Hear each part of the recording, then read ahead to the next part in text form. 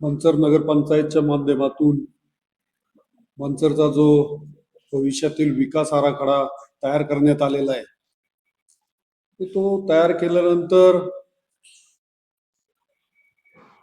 नगरपंचायतचे नगराध्यक्ष असतील, नगरसेवक असतील, त्यांच्या पुढे त्याचं सादरीकरण करण्यात आलं आणि ती माहिती ऐकीव माहिती समाजामध्ये लोकांपर्यंत पोहोचली आणि समाजातील जे घटक आहेत का त्यांना समजलो माझं आरक्षण पडलेलं आहे, माझ्या याच्यावरती पडले, म्हणजे जिथं जिथं आरक्षण पडले ती लोक आम्हाला येऊन भेटायला लागली. क्षेत्रात आता आरक्षण पडलं, आम्ही काय करायचं, म्हणून खऱ्या अर्थाने ही पत्रकार परिषद घ्यायचा गरज पडली. तर हे आरक्षण पडल्यानंतर खऱ्या अर्थानं एक सुरक्षितेचं वातावरण लोकांमध्ये पाहिजे होतं की बाबा हे आरक्षण म्हणजे आता प्रोजेक्टेड तयार केलेला एक प्लॅन आहे का मंचरचा आराखडा कसा असावा. एवढी सामान्य बाब जर लोकांपर्यंत गेली तर त्याच्यामध्ये बदल करता येतो. त्याच्यामध्ये आपल्याला कायद्यानं घटनेनं अधिकार दिलेला आहे का आपलं आरक्षण ते कॅन्सल करू शकतो किंवा बदल करू शकतो, आपल्याला अधिकार आहेत. त्याच्याकरता हरकती घ्यायला आपल्याला वेळ पण दिलेला आहे. म्हणजे एवढी माहिती लोकांपर्यंत देण्यासाठी आम्ही प्रत्येक जण वेगवेगळं येऊन आम्हाला भेटत होतो. कुणी बाळासाहेबांकडे जात होतो, कुणी राजाभाऊकडे जात होतो, कुणी माझ्याकडे आलं. माझ्याकडे आलेले तर लोक काही जण सांगितलं बाबा आम्हाला सांगितलं काय 2 लाख रुपयांनी तुम्हाला जमिनीला पैसे मिळणार आहे, तर 1 गुंठ्याला तुम्ही विकून टाका, तुम्हाला तुमच्या हातात काय राहणार आहे, 4 लाख रुपयांनी विका, असे सल्ले सुद्धा काही लोकांनी दिलेत. त्याच्यामुळे तो धास्तवलेला समाज म्हटले मग 2 लाखात माझ्याकडे लोक आले तर मला म्हटले डायरेक्ट 4 लाखांनी सीट तुम्ही घ्या, 5 लाखांनी तुम्ही घ्या. म्हटलं विकू नका, तुमची 10 लाखाची जमीन तुम्ही कशा करता घाबरता. म्हणून खऱ्या अर्थानं ही पत्रकार परिषद घेण्याची आजला गरज पडली आणि खऱ्या अर्थानं समाजसेवक, नगरसेवक किंवा प्रतिनिधी, लोकप्रतिनिधींनी ही बाब त्यांची चूक आहे असं मला म्हणायचं नाही, पण त्यांनी मांडणी करताना हे समाजापुढे द्यायला पाहिजे की हे सगळे अधिकार ठेवलेले आहेत आपल्याला. नगरपंचायतमध्ये जरी आपण न्याय मिळाला तर तुम्ही पुढे जाऊ शकता, कोर्टात जाऊ शकता, हायकोर्टात जाऊ शकता, केस लढू शकता, या सगळ्या गोष्टी आहेत. मंचरचा विकास झालाच पाहिजे, विकासाला विरोध नाही, विकास आराखड्याला विरोध नाही, पण सगळेजण एकत्रित घ्या. विकास करायचा असतं तर जेवढी जास्त समाज एकत्र कराल तुम्ही, या समाजातील जे विकास केलेले खरंच घटक आहेत, डॉक्टर असतील, इंजिनियर असतील, पत्रकार असतील, शेतकरी असतील, कामगार असतील, का ज्या त्या क्षेत्रामध्ये चांगलं काम केलंय, ती लोक एकत्र आली, त्यांचा सल्ला घेतला आणि त्याच्यातून मंचरचा भविष्यातील विकास कसा असेल तो जर हे केलं तर अजून तो परिणामकारक होईल. जे फक्त नगरपंचायतचा जी बॉडीची होती, बॉडी म्हणजे गव्हर्नमेंटचे जे नगर शासनाचे जे अधिकारी होते त्यांनी जो प्लॅन केला आणि तो आपण मंजूर करायचा असा काही विषय नव्हता याच्यामध्ये. आता सध्याची परिस्थिती तशीच आहे. आपण या ठिकाणी अनेक वर्ष राहत असल्यामुळे आपल्याला मंतरचा विकास करताना मंतरच्या समस्या काय त्या समजल्या तर आपण विकास करू शकणार. शाळा कुठं पाहिजे, गार्डन कुठं पाहिजे, ड्रेनेज कुठं पाहिजे, पाण्याची लाईन कुठं पाहिजे, ईटीपी कुठं पाहिजे. ही सगळ्यात महत्वाची गोष्ट मंचर नगरपंचायत झाली. नगरपंचायतची नगर परिषद होती. 2 निगोटवाडी असेल किंवा शेवाडवाडी असेल यांच्याकडं किंवा एकलेर असेल यांच्याकडून प्रस्ताव मागवलेले. मग भविष्यात जर ही सगळी गावं एक होणार असतील तर त्या दृष्टीने मग एवढी घाई करून आपण फक्त मंचरचे जर आरक्षित प्लॉटवरती आपण आरक्षण टाकली तर आज भविष्यातल्या गरजा ओळखून ती टाकायला पाहिजे. काय कुठं जाईल एवढी घाई न करता प्राथमिक प्रायोरिटी कशाला द्यायला पाहिजे, नितांत गरज कसली आता, त्या गोष्टी आपण त्या विकास आराखड्यामध्ये टाकल्या पाहिजे, तेवढा तयार केला पाहिजे आणि नंतर मग ही गावं समाविष्ट झाल्यानंतर तो मेन आराखडा तयार केला पाहिजे. आराखड्याला विरोध नाहीये, पण पूर्ण गावाला एकत्रित करून लोकांना विश्वासात घ्या, त्यांना सुरक्षित वातावरण निर्माण करा. आज लोक घाबरलेली आहेत. निष्कारण कोण जमिनी विकायला निघालाय, कोण त्यांच्या जमिनी वाचवण्यासाठी पैसे मागतायत एजंट, तर हे नकोय आपल्याला. मी लहान असताना मला आठवतंय 87-88 ला बाळासाहेब आमच्या जमिनी भक्त्यांच्या त्यावेळेला बागायती जमिनी साहेब याच्या एमएससीबी साठी विद्युत मंडळाचं आजचं जे हे दिसते पॉवर स्टेशन आपल्याला, त्यावेळेला त्या आमच्या जमिनी गेल्या होत्या सगळ्या. तर शिवाजीराव त्यावेळेला आमदार होते, त्यांनी आमच्याकडे ते म्हटले बिलकुल घाबरू नका. एक मीटिंग घेतली ना, आम्हाला कुठं गेलं ना, पैसे मागितले नाही केलं. जिरायत जमीन कुठे, मग ती खाणीवरती आहे. त्यांनी परस्पर जाऊन विधिमंडळामध्ये तो प्रश्न मांडला, तो सोडवला आणि आजल्या आमच्या त्या जमिनी शिल्लक आहेत. अनेक वर्ष अनेक कुटुंब त्या शेतीवरती जगतायत. अनेक अन्नधान्याचा वापर समाजासाठी होतो. तिथं जर ती दूरदृष्टी नसती आणि तिथं जर आजला आला असतं तर आजला मंचरचा विकास थांबला असता. म्हणजे प्रत्येक जण जर विश्वासात घेतलं तुम्ही तर चांगल्या पद्धतीने आपल्याला तो आराखडा करता येईल. माझ्या कुठल्याही अधिकाऱ्यांना, कुठल्याही नगरसेवकांना, कुठल्याही लोकप्रतिनिधींना विरोध नाही किंवा त्यांना नाव ठेवायचं नाहीये. तर वस्तुस्थिती मांडली आणि त्याच्याप्रमाणे विचार करून निर्णय घ्यावेत एवढंच माझं म्हणणं आहे. किंवा या पूर्व काळात काही चर्चा झाली, तुम्हाला कधी बोलवलं होतं? नाही, डीपीआर तयार होत असताना कुठल्याही प्रकारची माझ्याबरोबर तरी चर्चा या पूर्व काळामध्ये यापूर्वी झालेली नाही. एकंदर म्हणजे याच्याबाबत संशयाचं वातावरण तयार झालं का एकंदर? नाही, कसं आहे, डीपीआर हा तयार झालाच पाहिजे. म्हणजे कसं असतं, एखादं शहर समजा जर त्याला जर विकासाची जर आपल्याला हे द्यायची असेल ना, तर त्या डीपीआर तो तयार व्हायलाच पाहिजे. परंतु डीपीआर तयार होत असताना तुम्ही काही जे मंचरचे प्रमुख असतील, मंचरचे काही जुने जाणती लोक असतील, त्यांना तुम्ही विश्वासात घेऊन त्या डीपीआरचं प्लॅन त्यावेळेला त्यांनी त्या ठिकाणी करायला पाहिजे. तसं झालेलं दिसत तसं नाही. झालेलं दिसत. ज्या पद्धतीने तुम्ही आता सांगता का मंचरची स्मशानभूमी नियोजित कुठं आहे, त्यानंतर डेव्हलपमेंट प्लॅन मध्ये जे काही विरोधक आहेत तुमच्या जमिनीवर आरक्षण पडले असतं तुम्हाला माहिती, पण हे तुम्हाला माहिती कळाली म्हणून नाही. जर भारत गोपनीय जर आहे तर तुम्हाला माहिती कळली. तेच तर आमचं म्हणणं आहे. जर एवढं गोपनीय आहे, तुम्ही सीलबंद तुमच्या समोर सील काढले, तुम्हाला फक्त दाखवलंय, तुमचे मोबाईल दूर होते, सगळं दूर होतं. मग आज राजाराम बांडकेल यांची जमीन गेलेली आहे, ते मला माहित नाही, पण सगळ्या गावात माहिती झाली. स्मशानभूमी इथे आहे, हे आम्हाला माहित नाही, जागा मालकाला माहित नाही, पण गावाला माहिती. मग हा नकाशा पाहिला कुणी, ते तुम्ही जाणले, आम्ही जाणले. ज्यांच्या समोर मांडला, ज्यांच्या समोर तो ठेवण्यात आला, त्यांच्याशिवाय गावातल्या कुठल्याही आजी माजी लोकप्रतिनिधीला तो माहित नाही, ग्रामस्थांना माहित नाही. मग लोकांच्या जमिनी गेल्यात. आता काही लोकांनी उदाहरण सांगतो, गांजाळे मळ्यामध्ये आमचे एक नाताबडे म्हणून हवालदार आहेत, त्या बिचाऱ्यांनी घराचं बांधकाम सुरू केलं, परंतु त्यांना सांगितलं एक रस्ता तुमच्या इथं जातो घरावरनं, अर्धवट आजही आरशीची बंगला बांधायला घेतलेला आहे, पण त्यांनी बिचाऱ्यांनी घराचं काम थांबवलेलं आहे. नकाशा ज्यावेळेस जाहीर होईल म्हणला तिथून पुढे मी काम सुरू करतो. म्हणजे लोकांना एवढं घाबरवलेलं आहे, याचा सुद्धा शोध घेतला पाहिजे ना. कारण जर त्या ठिकाणी सभागृहात असणारे 17 नगरसेवक, 2 स्वीकृत नगरसेवक आणि नगराध्यक्ष, 20 लोक आणि 4-5 अधिकारी, 25 लोकांच्या शिवाय इतर कुणालाही तो नकाशा माहित नाही, का नजरेखाली सुद्धा गेला नाही. मग ही माहिती बाहेर आली कशी, याची सुद्धा शहानिशा झाली पाहिजे. आता काही लोकांमध्ये संभ्रम आहे की हा डीपीआर आहे काय, त्याबद्दल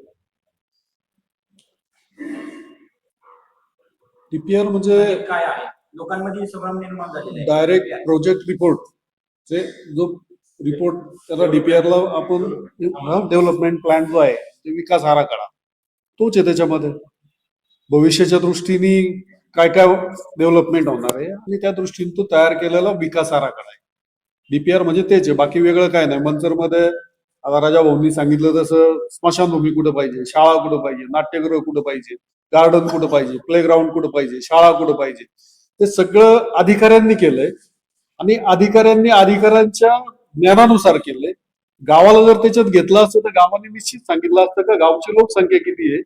अधिकाऱ्यांचं नॉलेज हे इंडस्ट्री ज्या ठिकाणी आहे त्या ठिकाणचं पण असतं. त्यांना मंचर एवढं फास्ट डेव्हलप होणार नाहीये, इथं औद्योगिक वसाहत नाहीये, इथं फारसे व्यवसाय नाहीयेत, इथं काय ट्रेडिंग केलं जातं, त्यामुळे एवढ्या फास्ट मंचर वाढल असंही काही नाही. तर तो नीट नेटकं जर बाळासाहेब असतील किंवा शिवाजीराव आढळराव पाटील असतील किंवा उदय बेंडे पाटील असतील किंवा राजाभाऊ असतील, चिकार लोक आहेत, अण्णांचे काही कार्यकर्ते, हे जर सगळे एकत्र बसले असते, प्रत्येक क्षेत्रातले तज्ञ जर घेतले असते तर आपल्याला निश्चित आपल्याला प्रत्येकाची मतं विचारात घेता आली असती आणि त्या मतानुसार आपल्याला ठरवता आलं असतं की बाबा कसा विकास आराखडा असा.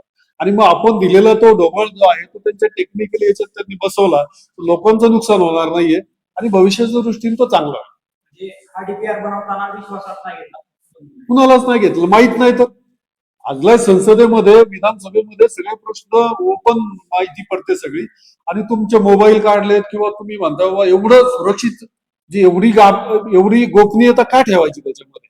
हा काय कुणाच्या देशाच्या राज्याच्या संरक्षणाचा विषय आहे का, कुणाच्या आर्थिक याचा आहे का, हा तर लोकांच्या विकासाचाच विषय आहे ना. त्याच्यात गोपनीयता पाळण्याचं काय कारण? तुम्ही 15 दिवसांनी पण सांगणार आहे ना, आजही सांगणार आहे. मग गोपनीयता पाळण्यामागे उद्देश काय? हे समजलं पाहिजे का उद्देश काय.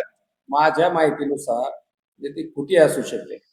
याच्यामध्ये जो डीपीआर प्लॅन बनवलेला आहे, डेव्हलपमेंट प्लॅन ऑफ रिझर्वेशन, म्हणजे विकास आराखडा करताना जे रिझर्वेशन करायचे, मुळात या शब्दाची व्याख्या सुद्धा तुम्ही त्या 20 जणांना विचारा का डीपीआर म्हणजे काय, ते सांगितलं तरी आपण त्यांचे पाहिजे होतं. त्या पद्धतीनं होत असताना तो नगरसेवकांना दाखवला. कुठलाही राज्याचा प्लॅन मंजूर करताना सभागृहामध्ये विधिमंडळाच्या पटलावर तो मांडला जातो. तुम्ही बजेट अधिवेशन पाहत असता, बजेट नंतर पुरवण्या मांडल्या जातात. प्रत्येक पुरवणी मांडणीला सुद्धा सभागृहाची मान्यता लागते. मंचरचा डेव्हलपमेंट प्लॅन बनवून तो सुद्धा सभागृहापुढे मांडून सभागृहाची मंजुरी घेण्यासाठी तो तिथं आणलेला असावा, अशी माझी खात्री नाही, माहिती आहे. म्हणजे मला मिळालेली माहिती आहे. त्याच्यामध्ये तुम्ही पत्रकारांनी शहानिशा करावी, कारण परस्पर अधिकारी कुठलाही प्लॅन बनवून कुठल्या गावावरती लादत नाही. शेवटी ते सभागृह आहे. त्या सभागृहामध्ये जे लोकप्रतिनिधी गेले ते जनतेनं निवडून गेलेले आहेत. ते जनतेचे प्रतिनिधित्व करतात. त्यांनी मंजुरी दिली, त्या मंजुरी दिल्याच्या नंतरच तो प्लॅन जाहीर होतो, प्रकाशित होतो आणि त्याच्यानंतर त्याचं रजिस्ट्रेशन होऊन ती अंमलबजावणी होत असते. या मंडळींच्या लक्षात आलंय की नाही, कळत न कळत सभागृहाची मंजुरी त्या अधिकाऱ्यांनी त्या प्लॅनला घेतलेली असावी, असा माझा एक समज आहे. ती मंजुरी घेतल्याशिवाय तो प्लॅन प्रकाशित होऊ शकत नाही.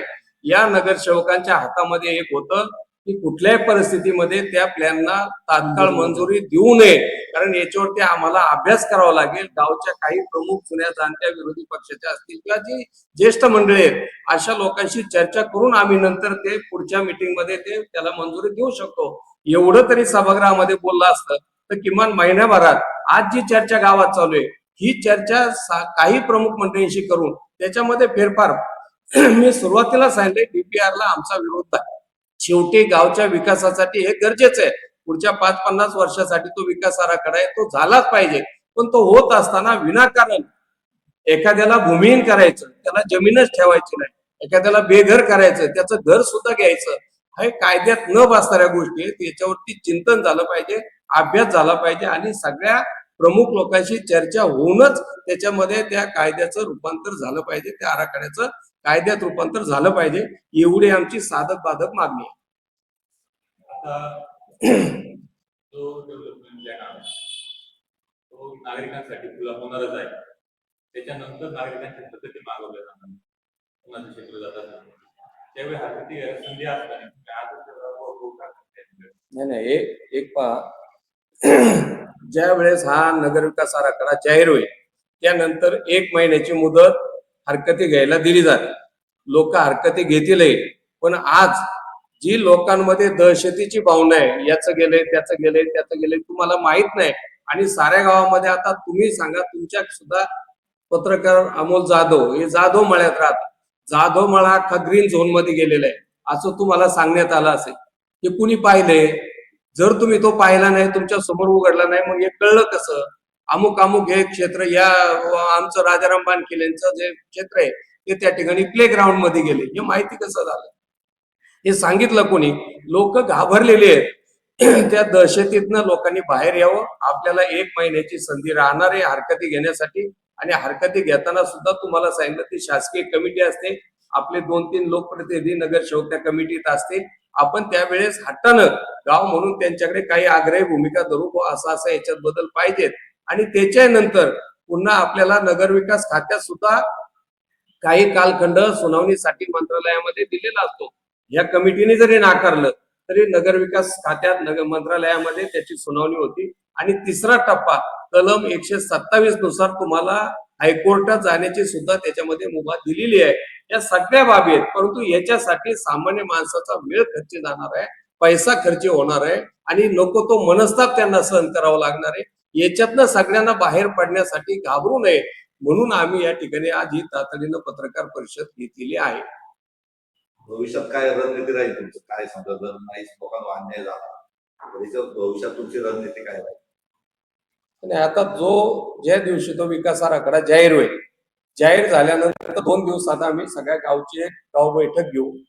गाव बैठकीमध्ये कुणाकुणाचं काय काय गेलेलं आहे काय नाही त्याची चर्चा करू.